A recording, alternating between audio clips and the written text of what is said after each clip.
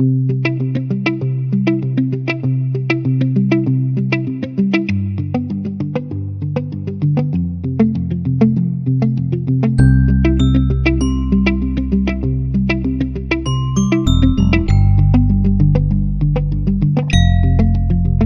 guys, we are going to start exercise 3.5. In this exercise, we will solve the question using cross multiplication method. अभी तक आपने पिछली exercises में different method से solutions find out किए थे। 3.2 में आपने क्या था, ग्राफिकल मेथड से सॉल्यूशंस फाइंड आउट किए। 3.3 में सब्स्टिट्यूशन मेथड यूज करके सॉल्यूशन फाइंड आउट किए। 3.4 में एलिमिनेशन मेथड से आपने सॉल्यूशन फाइंड आउट किए। अब 3.5 में क्रॉस मल्टीप्लिकेशन मेथड से सॉल्यूशन फाइंड आउट करने हैं। इसको सॉल्व करने के लिए पहले हम एक बार जनरल फॉर्म से स्टार्ट करते हैं। दो इक्वेशंस हमने ले ली, a1x plus b1y plus c1 is equal to 0, a2x plus b2y plus c2 is equal to 0। अब यहाँ लिख लो x y 1। अब जो y के कोफिशिएंट b1 b2 है वो इसके इधर यहाँ लिख लो b1 b2, then c1 c2, फिर x वाले coefficients a1 a2, again b1 b2। मतलब b1 b2 से शुरू किया, b1 b2 पे ही क्लोज किया। पहले y के कोफिशिएंट्स, फिर कांस्टेंट टर्म्स, फिर x के कोफिशिएंट्स और फिर दोबारा से y के कोफिशिएंट्स। अब इसको क्रॉस मल्टीप्लाई से कैसे फाइंड आउट करेंगे? हम लिखेंगे x over y over 1 over b1 को c2 से मल्टीप्लाई करेंगे, b1 c2, b2 को c1 से करेंगे। जब इस साइड हम मल्टीप्लाई करते हैं तो साइन क्या कर देते हैं, चेंज कर देते हैं, minus b2 c1 is equal to y over c1 को a2 से मल्टीप्लाई किया, c1 a2 minus c2 a1, then a1 को b2 से किया, a1 b2 माइनस a2 को b1 से किया, a2 b1। ठीक है। अब x by this is equal to y by this is equal to 1 by this, और बीच में किसका साइन है, इक्वल टू का साइन है। It means x over b1 c2 minus b2 c1, इसको 1 बाय के इक्वल ले लो, 1 over a1 b2 minus a2 b1। Cross multiply करो, x into a1 b2 minus a2 b1 is equal to b1 c2 minus b2 c1। तो x की value आपके पास क्या आ गई, b1 c2 minus b2 c1 over a1 b2 minus a2 b1। This is the value of x। अब y वाले को 1 के साथ लो, y over c1 a2 minus c2 a1 is equal to 1 over a1 b2 minus a2 b1। Cross multiply करो, y into a1 b2 minus a2 b1 is equal to 1 से multiply किया तो c1 a2 minus c2 a1। यहाँ से y की value क्या आ गई, c1 a2 minus c2 a1 over a1 b2 minus a2 b1। This is the value of y। अब कुछ बच्चे तो डायरेक्ट ऐसे ही x और y की वैल्यू याद करके जो इक्वेशन है a1 b1 c1 की वैल्यूज पुट करके सॉल्व कर देते हैं, पर मैं आपको एक इजी मेथड और कराऊंगी जिससे आपने डायरेक्ट वैसे करना है। x से स्टार्ट करने से पहले मैं आपको एग्जांपल 14 कराती हूँ। Example 14, 2x plus 3y minus 46 equal to 0, 3x plus 5y minus 74 equal to 0। इसको आपने a1 a2 b1 b2 c1 c2 की वैल्यूज लिख लो बेशक एक बार। a1 कितना है आपके पास, 2, b1 3, c1 minus 46, a2 3, b2 5, c2 minus 74। अब x y 1, सबसे पहले y के कोफिशिएंट मतलब b1 b2 को आपने लिखना है 3 और 5, 3 और 5, फिर कांस्टेंट टर्म c1 c2 लिखने हैं आपने, minus 46 minus 74, then a1 a2 लिखना है, x के कोफिशिएंट्स 2 3, अगेन y के कोफिशिएंट्स 3 और 5। क्लियर? ये लिखने के बाद अब आप लिखोगे x over is equal to y over is equal to 1 over. इसको इससे मल्टीप्लाई किया, 3 को -74 से, तो माइनस 3 4 12, 1 21 और 1 22, 222। 5 को -46 से मल्टीप्लाई करना है, बट साइन चेंज हो जाएगा, इनकी मल्टीप्लाई माइनस में, एक माइनस आपके फॉर्मूले का है तो यहाँ प्लस आ जाएगा। 5 6 30, 3 5 4 20 और 3 23। ठीक है, इसको ऐसे मल्टीप्लाई किया। अब -46 को 3 से मल्टीप्लाई किया, माइनस 3 6 18, 1 3 4 12 और 1 13, -138। इसको इससे मल्टीप्लाई किया तो एक माइनस आ रहा है, माइनस और माइनस एक फॉर्मूले का है तो minus minus plus, 2 4 8, 2 7 14 is equal to 2 को 5 से किया 10, 3 को 3 से किया -9। इतना क्लियर हो गया सबको? अभी आपके पास क्या आ गया, x ओवर माइनस करो 230 में से -222 कितना हो जाएगा 8 is equal to y over minus करो 148 में से 138 माइनस किए 10 is equal to 1/1।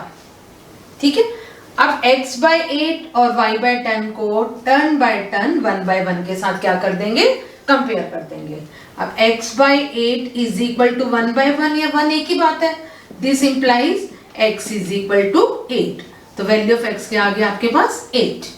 y/10 is equal to 1, यहाँ से y की वैल्यू कितनी आ गई 10, तो x is equal to 8, y is equal to 10। This is the cross multiplication method. Question number first part. Which of the following pair of linear equation has unique solution, no solution, or infinite solutions? In each case, if there is a unique solution, find it by using cross multiplication method. इनमें सबसे पहले जो आपने last exercise में भी किया था कि किसी इक्वेशन का यूनिक सोल्यूशन होता है, इनफाइनाइट सोल्यूशन, नो सोल्यूशन, उसके लिए आपने कंडीशंस भी की थी। यूनिक सोल्यूशन के लिए क्या की थी आपने, a1/a2 is not equal to b1/b2। Many solutions के लिए कंडीशन थी a1/a2 is equal to b1/b2 is equal to c1/c2, और नो सॉल्यूशन के लिए क्या था, a1/a2 is equal to b1/b2 is not equal to c1/c2। अब आपके पास ये 3 कंडीशंस हैं, और आपने क्या करना है कि जिस कंडीशन के अंदर जो आपको 2 इक्वेशंस दी हुई हैं, सबसे पहले अपने फाइंड आउट करना है कौन सा सोल्यूशन बन रहा है। इफ यूनिक सोल्यूशन है तो आपने क्रॉस मल्टीप्लिकेशन मेथड से वैल्यूज निकालनी है, अगर मेनी सोल्यूशन है, नो सोल्यूशन है, तो वो कम सम को आगे सॉल्व नहीं करना। अब गिवन क्वेश्चन क्या है, x - 3y - 3 equal to 0, 3x - 9y - 2 is equal to 0। यहाँ पे a1/a2 कितना आ रहा है, x का कोएफिशिएंट 1 है, 1/3, b1/b2 -3 by -9 1/3, c1/c2 -3 by -2 3/2।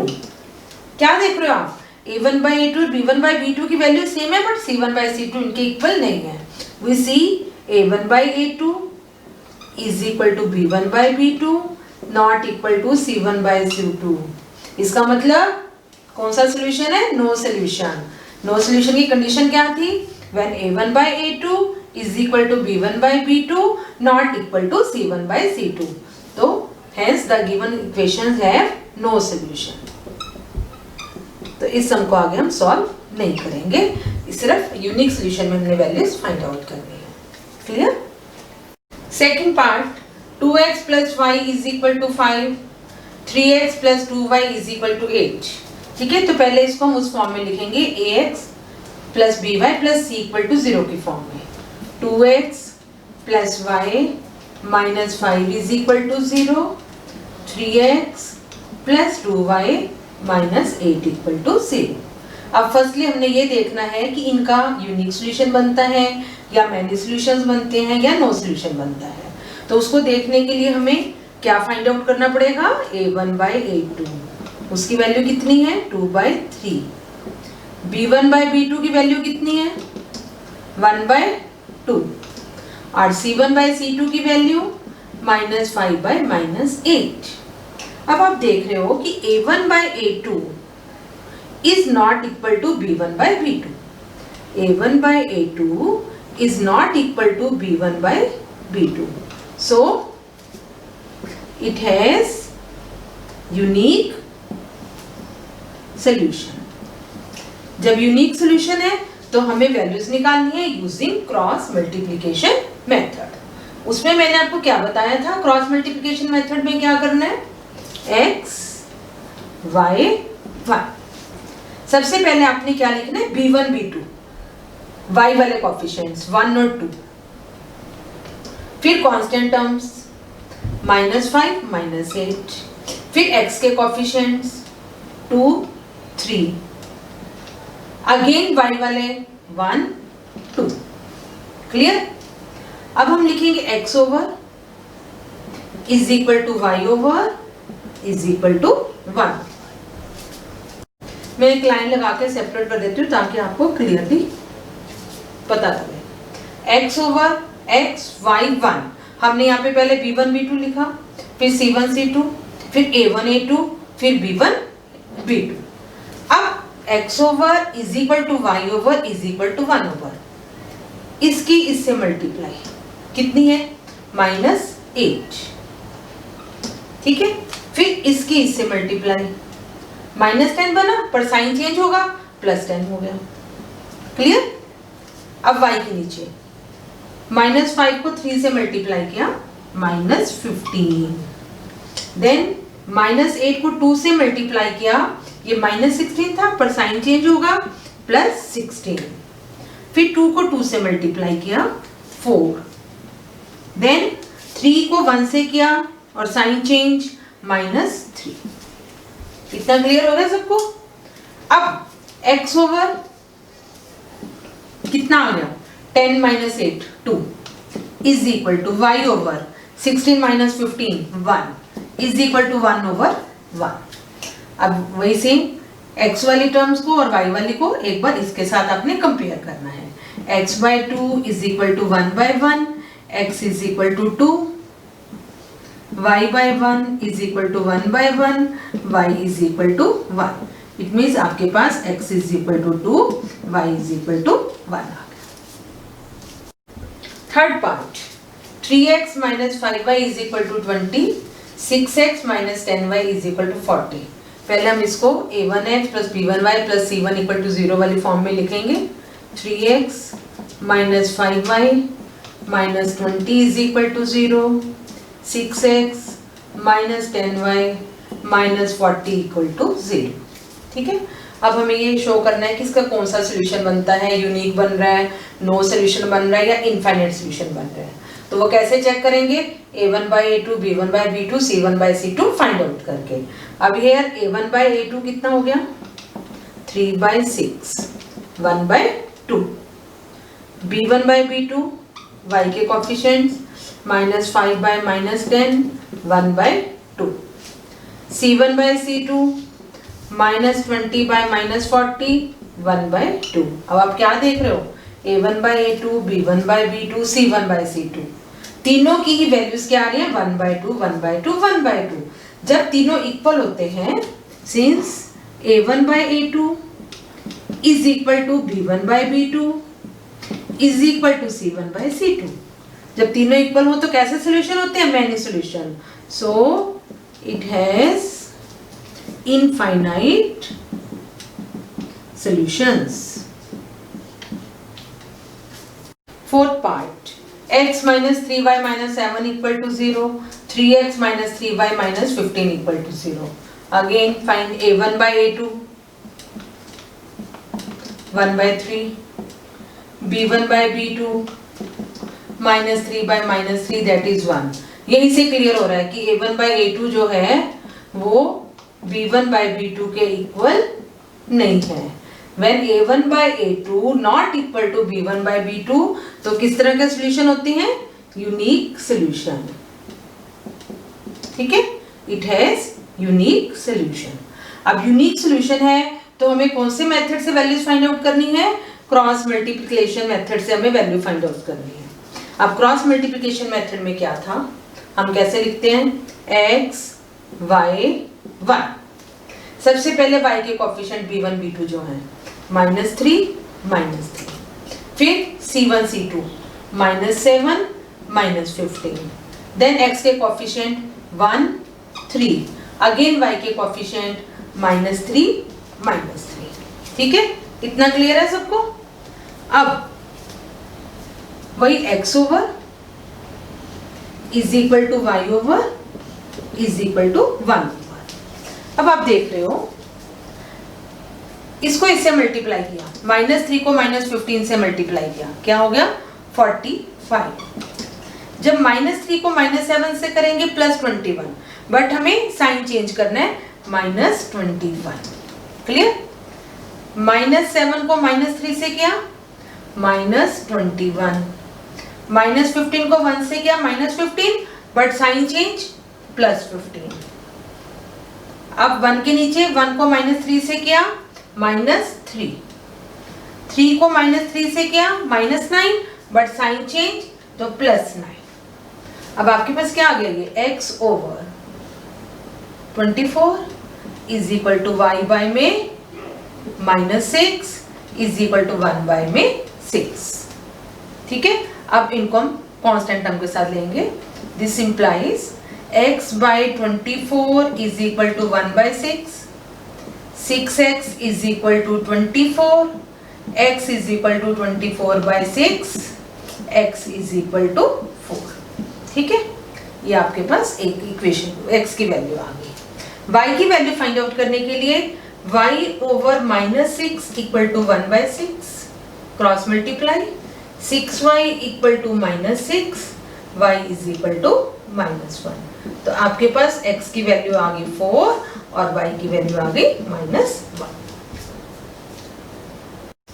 Question number 2, for which value of a and b does the following pair of linear equations have infinite number of solutions? Equations are 2x plus 3y equal to 7, a minus b into x plus a plus b into y is equal to 3a plus b minus 2। अब हमें क्या बताना है? a और b की कौन सी values ऐसी होनी चाहिए जिससे हमारे पास इनफाइनाइट सॉल्यूशन आए। तो आपके पास एक कंडीशन थी for infinite solutions. Infinite solution क्या कंडीशन थी? a1 by a2 is equal to b1 by b2 is equal to c1 by c2। a1 a2 क्या है? x के coefficients 2 over a minus b is equal to b1 by b2, b है 3 over a plus b is equal to c1 by c2, 7 over 3a plus b minus 2। अब हम इन दो को लेके एक इक्वेशन बना लेंगे, फिर इन दो को लेके एक इक्वेशन बनाएंगे। कैसे? देखो, 2 over a minus b is equal to 3 over a plus b, cross multiply किया, 2 into a plus b is equal to 3 into a minus b, open the brackets, 2a plus 2b is equal to 3a minus 3b।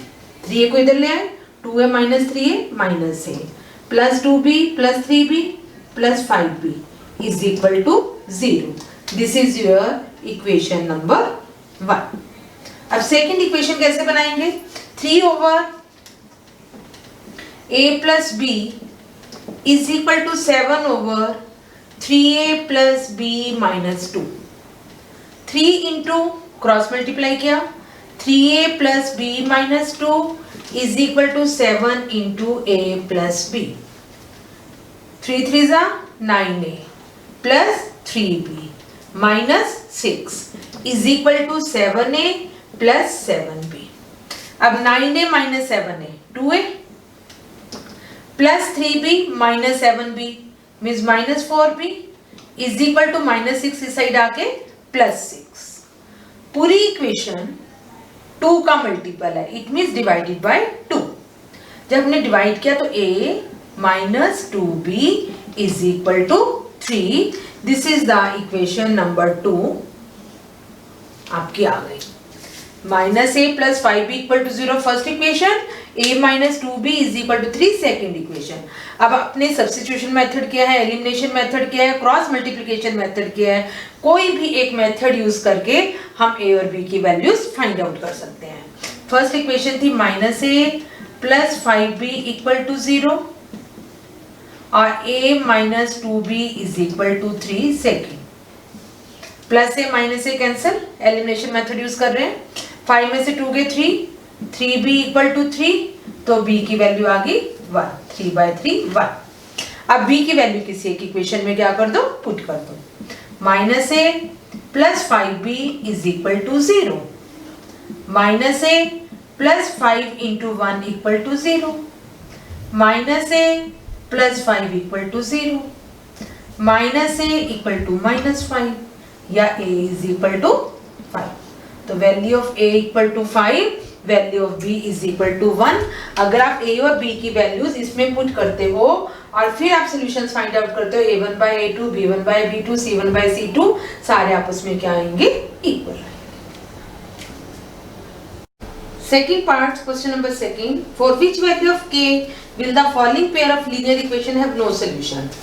No solution. No solution के लिए condition आपके पास क्या थी, a for no solution, a1/a2 is equal to b1/b2 is not equal to c1/c2. ठीक है, a1/a2 is equal to b1/b2 is not equal to c1/c2. अब a1 क्या है, x का option 3 by a2 2k minus 1 is equal to, यहाँ y का coefficient 1 over k minus 1 is equal to 1 over 2k plus 1. ठीक है, अब वही सेम जैसे लास्ट सम में गया था, इन दो को इकट्ठे लेके सॉल्व कर लो और इन दो को इकट्ठे सॉल्व कर लो. यहाँ पे अगर नॉट इक्वल टू, और इन दो को सॉल्व कर लो. तो कैसे करेंगे अब ये सम, सबसे पहले हमने लिया 3 over 2k minus 1 is equal to 1 over k minus 1. Cross multiply. 3 into k minus 1 is equal to 2k minus 1. Bracket solve करो. 3k minus 3 2k minus 1. ये minus 2k इधर आ गया. 3k minus 2k k minus 3 plus 1 minus 2 is equal to 0. k की value आ गई 2. ठीक है, k की वैल्यू 2.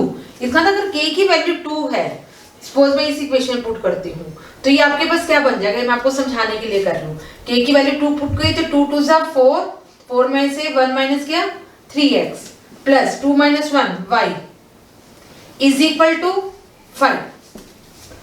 अब a1/a2 3/3 1 आ गया, b1/b2 1/1 1 आ गया और c1/c2 1/5 आ गया. इसका मतलब अगर k की वैल्यू 2 है तो a1/a2 is equal to b1/b2 not equal to c1/c2 बन रहा है नो सोल्यूशन के लिए.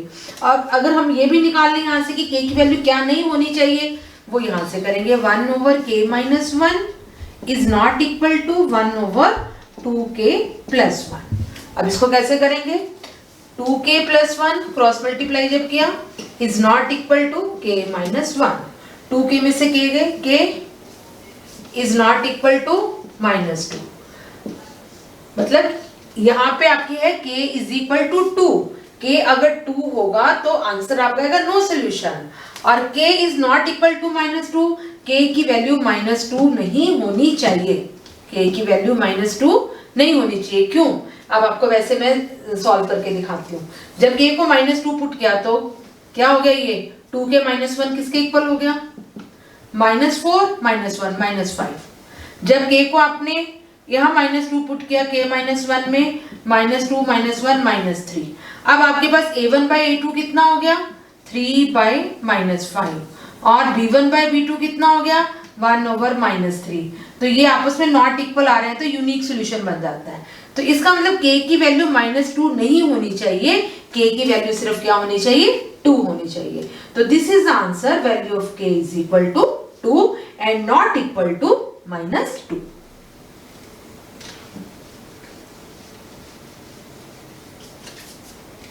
Question number 3, solve the following pair of linear equations by substitution and cross multiplication method. इस सम को दोनों तरीकों से करना है, सब्स्टिट्यूशन मेथड से भी, क्रॉस मल्टीप्लिकेशन मेथड से भी। तो इसको हमने इक्वेशन नंबर 1 दे दिया, इसको हमने इक्वेशन नंबर 2 दे दिया। सब्स्टिट्यूशन मेथड में क्या था कि दोनों इक्वेशन में से हम किसी एक इक्वेशन से x या y की वैल्यू फाइंड आउट कर लेते हैं। तो सपोज हमने यहाँ से 3x की वैल्यू फाइंड आउट कर ली, is equal to 4 minus 2y, x is equal to 4 minus 2y by में 3। अब इस x की वैल्यू को इक्वेशन नंबर 1 में पुट कर देंगे, पुटिंग द वैल्यू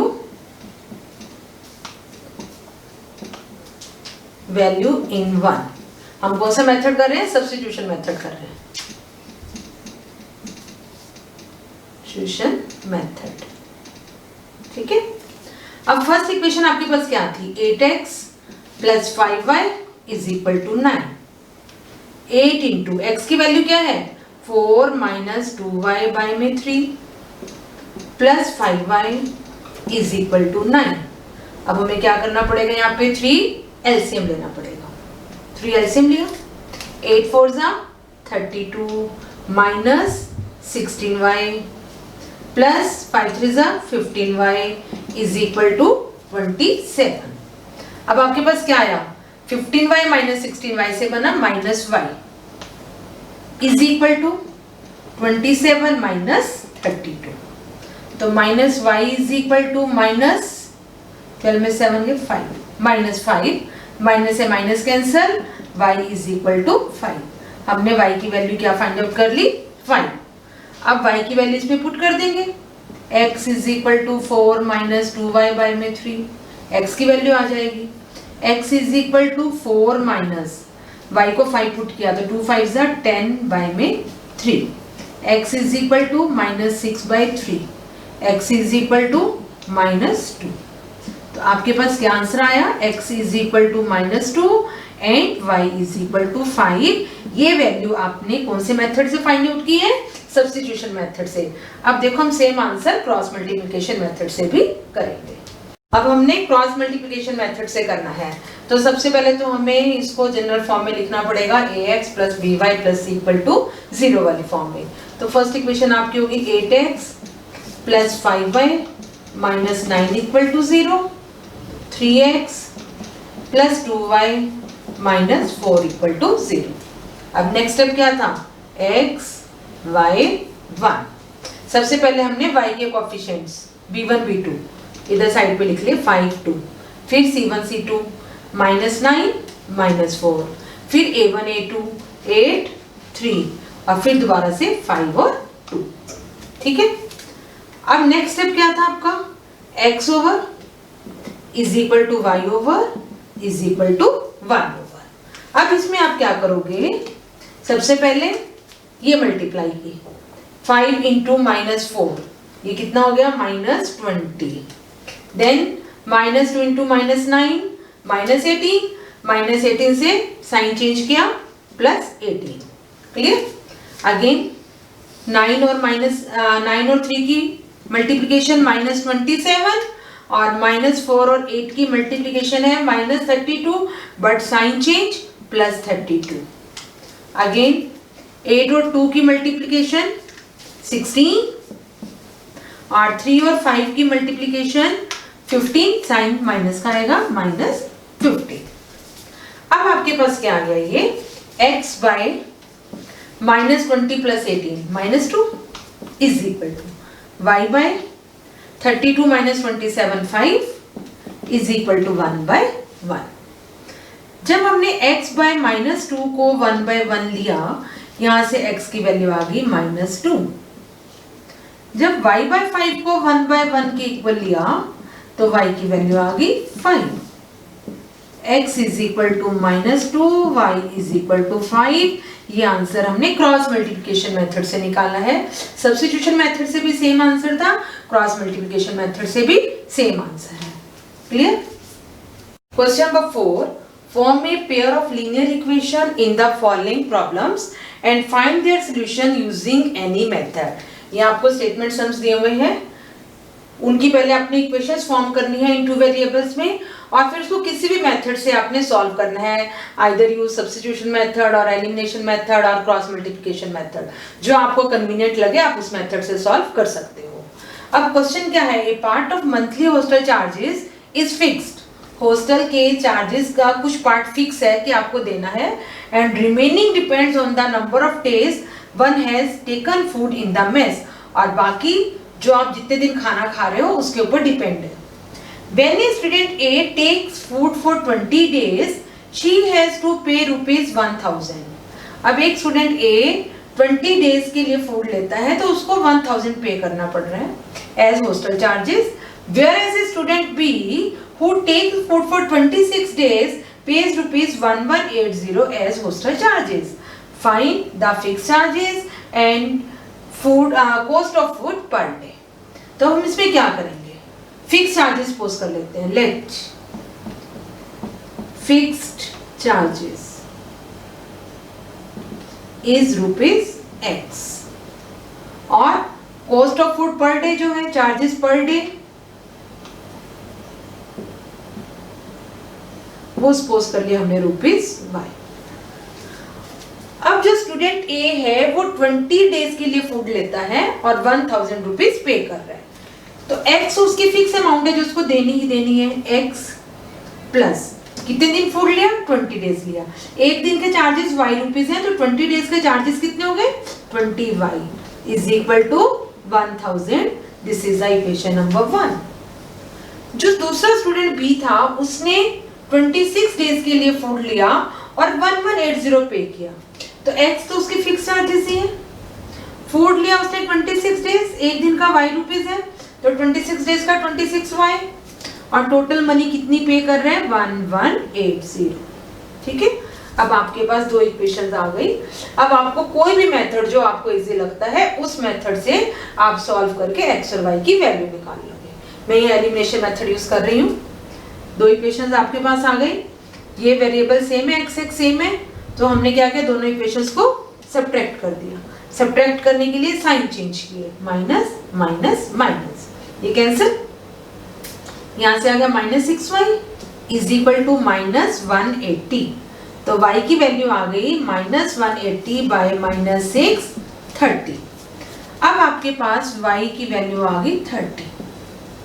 x की वैल्यू फाइंड आउट करनी है, किसी एक इक्वेशन में पुट कर दो, x plus 20y is equal to 1000, x is equal to 20, y है 30 is equal to 1000, x plus 600 is equal to 1000, x is equal to 1000 minus 600, x की वैल्यू आ गई 400।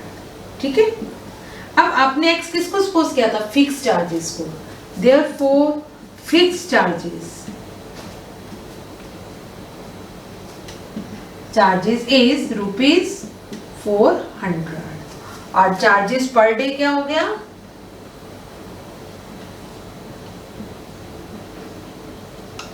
Is equal to ₹30। Second part, if fraction becomes 1/3 when 1 is subtracted from the numerator and it becomes 1/4 when 8 is added to the denominator.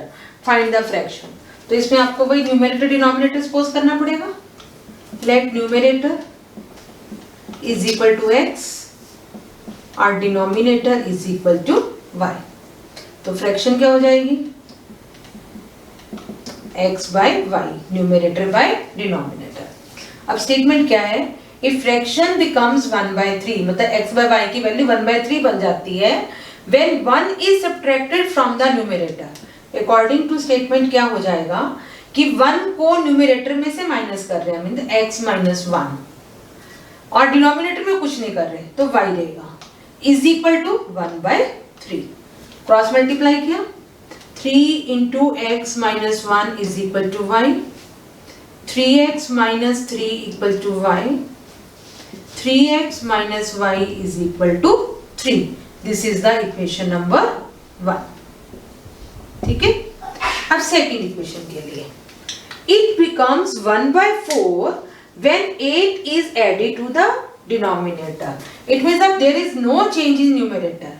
तो x by denominator में क्या हो रहा है, 8 add हो रहा है, y plus 8 is equal to, it becomes 1/4। तो 4x is equal to y plus 8 या 4x minus y is equal to 8. This is the equation number 2. अब दो इक्वेशंस आ गए आपके पास, किसी भी इक्वेशन से आप वैल्यू निकाल सकते हो। तो elimination method is the easiest method, तो उसी से आप कर सकते हो। तो फर्स्ट इक्वेशन है 3x minus y is equal to 3, 4x minus y is equal to 8। अब आप यहाँ देख रहे हो कि y के कोएफिशिएंट सेम आ रहे हैं, तो पर दोनों माइनस में है, तो हमें इक्वेशंस को क्या करना पड़ेगा, सब्ट्रैक्ट करना पड़ेगा। माइनस प्लस माइनस, y से y कैंसिल हो गया। 3x minus 4x minus x is equal to minus 5, x की वैल्यू आ गई आपके पास 5। अब वैल्यू करनी है y की फाइंड आउट, तो किसी भी एक इक्वेशन में पुट कर दो। आपके पास इक्वेशन है 3x minus y is equal to 3, x को 5 पुट किया तो 3 5 are 15, minus y is equal to 3, minus y is equal to 3 minus 15, minus y equal to minus 12, y is equal to 12। अब आपके पास x आ गया 5, y आ गया 12, तो fraction क्या बनेगी, fraction is x by y, x है 5, y है 12, तो 5/12 is the answer।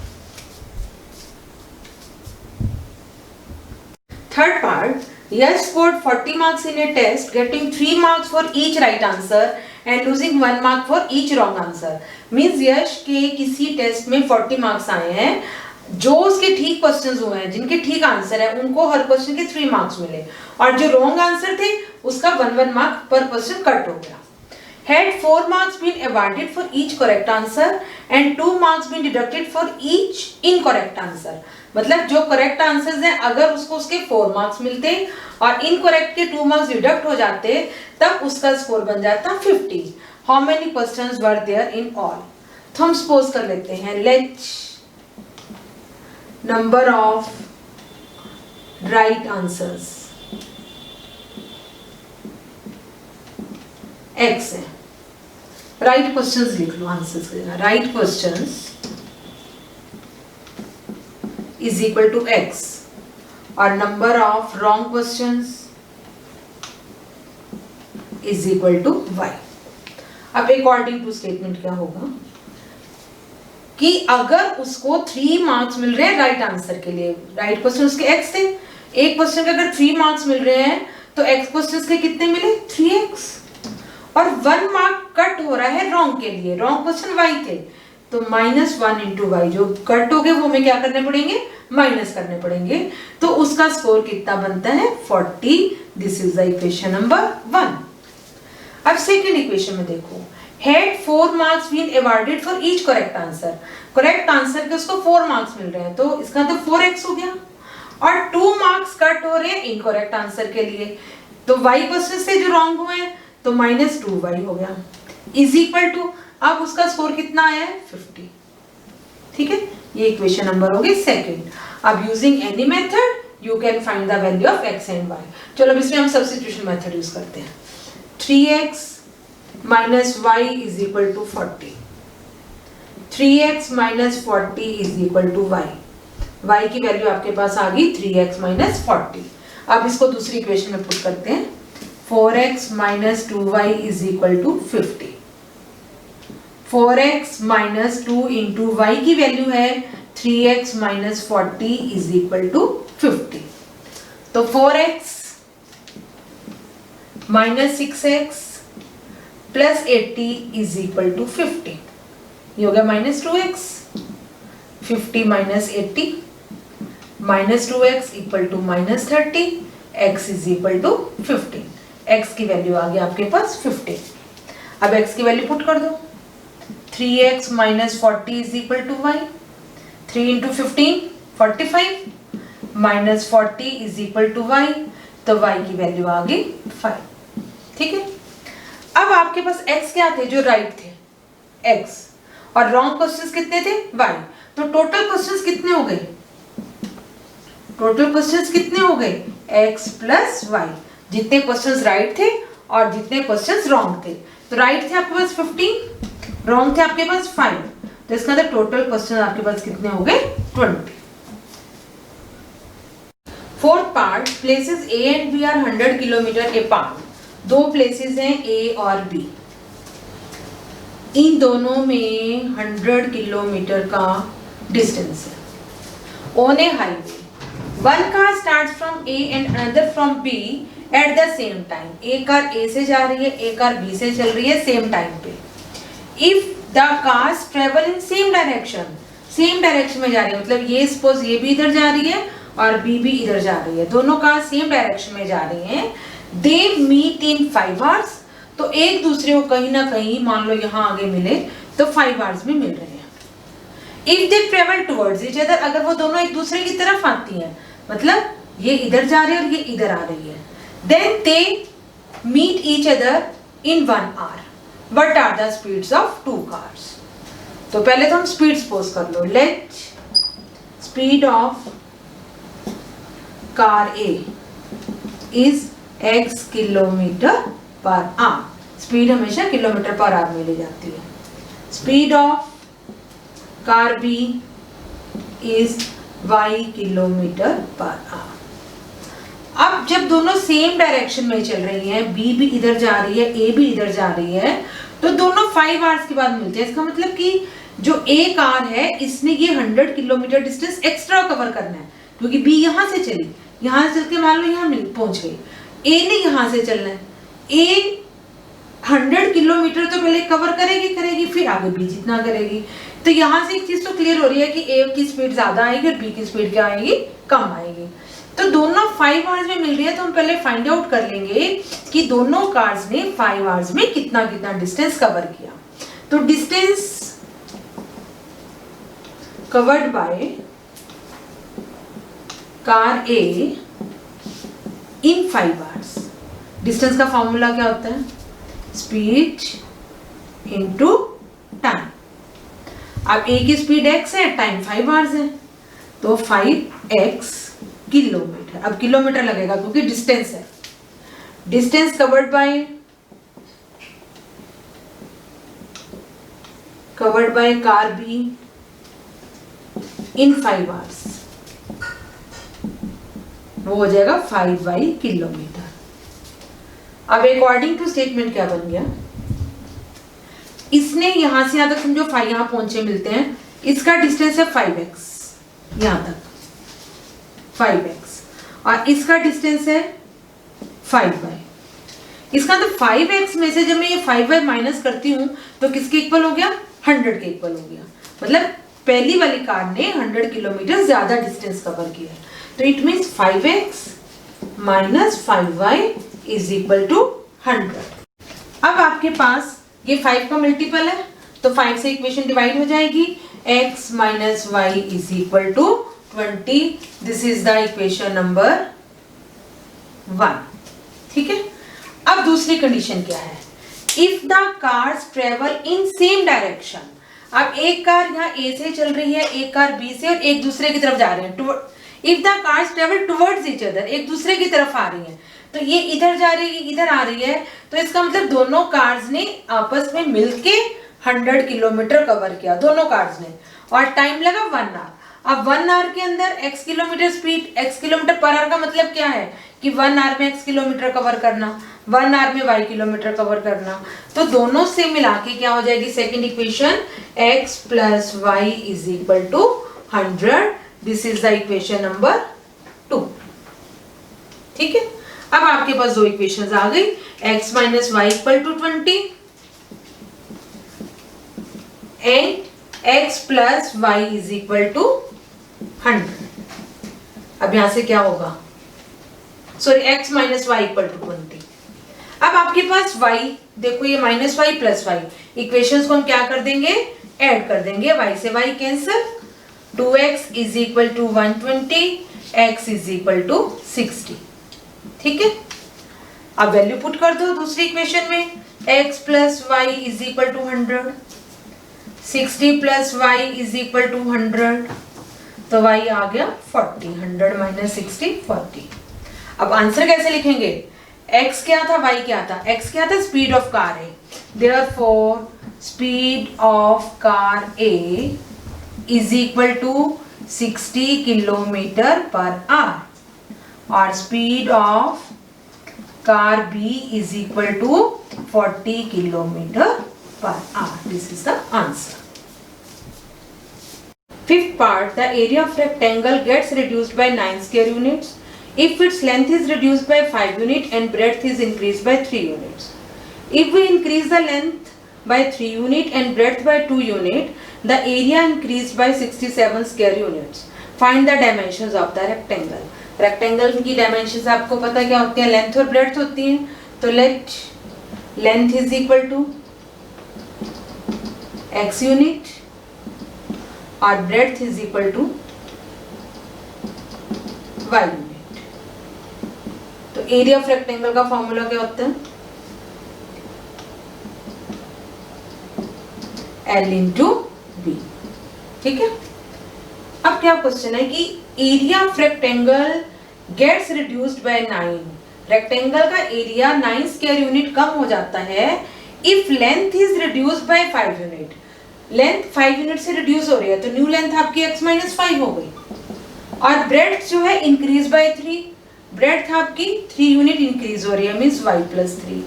तो area L into b area होता है, this area is equal to, actual में एरिया क्या है xy है, ये एरिया कितना कम हो रहा है -9 कम हो रहा है। तो अब हम इसको सॉल्व करके एक इक्वेशन बनाएंगे, x को y से मल्टीप्लाई किया xy plus 3x minus 5y minus 15 is equal to xy minus 9।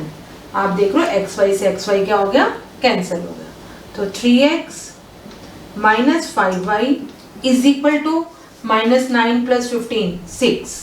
तो this is the equation number 1। अब आगे सेकेंड इक्वेशन के लिए देखो, if we increase length by 3 unit, अब लेंथ 3 यूनिट इंक्रीज हो रही है, लेंथ x थी 3 यूनिट इंक्रीज हो गई, and breadth by 2 units, breadth y थी 2 यूनिट इंक्रीज होगी y प्लस 2। तो जो एरिया xy है वो एरिया 67 स्क्वायर यूनिट ज्यादा हो जाता है, प्लस 67। अब यहां भी हम इनको मल्टीप्लाई कर लेते हैं, x into y x y plus 2x plus 3y